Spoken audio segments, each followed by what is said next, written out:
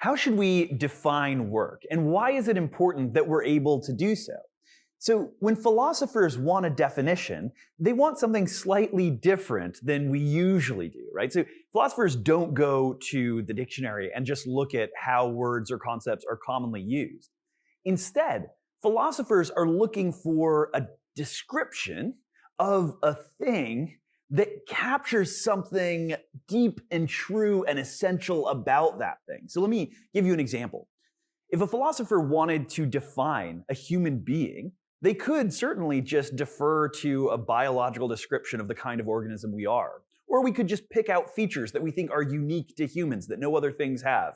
In the ancient world, they used to use this example of being a featherless biped, right? Human beings, we don't have feathers, we walk on two legs, so maybe that's how we should define a human being. But being a featherless biped, first of all, it doesn't even uniquely pick out human beings. I'm sure there are some creatures out there, right, who walk on two legs and don't have feathers. But more importantly, it doesn't tell us anything deep or interesting about what kind of a thing a human person is.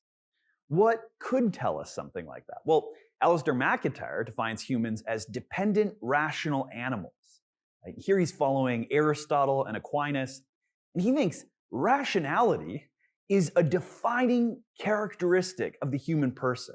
No other beings, no other creatures reason, at least in quite the way that we do, right? We're animals. We're also physical organisms that need nourishment, food, etc. And we're dependent. We're social creatures. Okay, so that's how you might define a human person.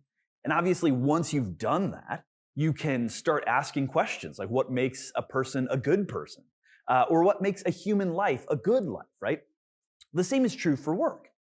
If we want to think really seriously about what makes some work good and some work bad, we've got to first come up with a clear, cogent definition of what work is. Now, instead of going through all of the options, I'm just going to give you my definition as an example. Now, it's certainly something we could argue about or debate, back and forth. But here's the starting point. So I think that work is purposeful activity, right? It's goal-directed human action. You cannot do work on accident. You can't do work by mistake. If you're walking down the street and you happen to put some footprints in concrete, even if there's an artist who thinks, oh, that's perfect, that's exactly what I wanted, you weren't doing work, right? Now, if they had asked you to do that and you walked through there and purposely put the footprints out, you are doing work, right? Okay, so that's a kind of a silly example, but here's a more paradigmatic example. If I'm a carpenter and I'm building a bench, I have, on purpose, created a product, right? The bench, okay. So first of all, human activity that's productive, right? That we are intentionally undertaking. Second condition that I think is really important when it comes to work. It's something that you're not just doing because you want to be doing it. Now this is important because sometimes people will define work as laborious activity, anything that takes a lot of effort. But look, people run marathons for fun. I'm not one of them. But there are people out there who will train for years to run a marathon, not because it's just their work or their job, but because they want to do it, right? So there are some things that might be leisure, that might be relaxing for people, that actually require quite a bit of effort and hard work. So I think we should exclude those things from our definition of work. And the way we do that is we say work is something that you do not just because you enjoy doing it, right? Rather, and here's the third condition, work is something that you do in order to secure one or more of the basic constituents of human flourishing. Now that's a complicated concept. We're going to unpack that, right? Typically, when we think about the basic constituents of flourishing, we think of things like, just eating and drinking, right? Surviving, finding shelter, these sorts of things. And that's certainly true. Those are constituents of flourishing. But there are also other constituents of flourishing, things that no one would choose to live without. So think about meaning and a sense of purpose. If you didn't have meaning and a sense of purpose, there would be something seriously lacking in your life. And sometimes people work primarily or just to secure that kind of meaning and purpose. Think about the billionaire who doesn't want any more money and yet remains as CEO of a company, right? Because they find that the structure of the action that they're undertaking with other people, the goals that they're setting themselves, gives their life a sense of meaning and purpose and direction.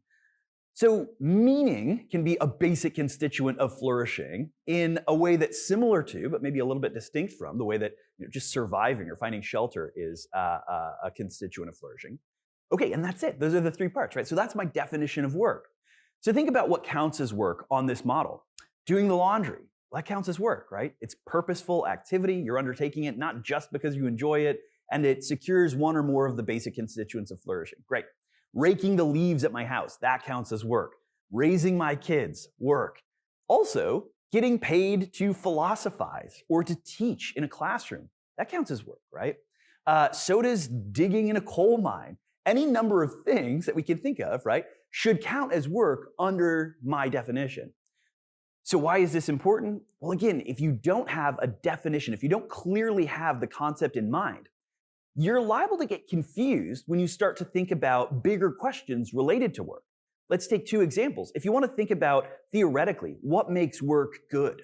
How should we organize society so that there isn't a class of people who always have to undertake degrading, horrible, dehumanizing work, right? These are big picture philosophical questions. If you don't know what work is, then you're not going to be able to answer those. But also on the individual level, personally, if you're not sure what work is, you're not going to be able to answer questions like, should I make a career change to find more meaning and purpose in my work, right? It's going to be a lot easier if you've clearly got in view your definition of work. So if you think mine works, great, just take that as a starting point. And if you think, you know what, I think there's something else to work here, some dimension that's not quite captured, also great. That's the kind of thing that we can dialogue about, that we could debate about, and hopefully improve the definition so that it makes sense. So this is why it's super important to be able to define work in order to think about big picture questions.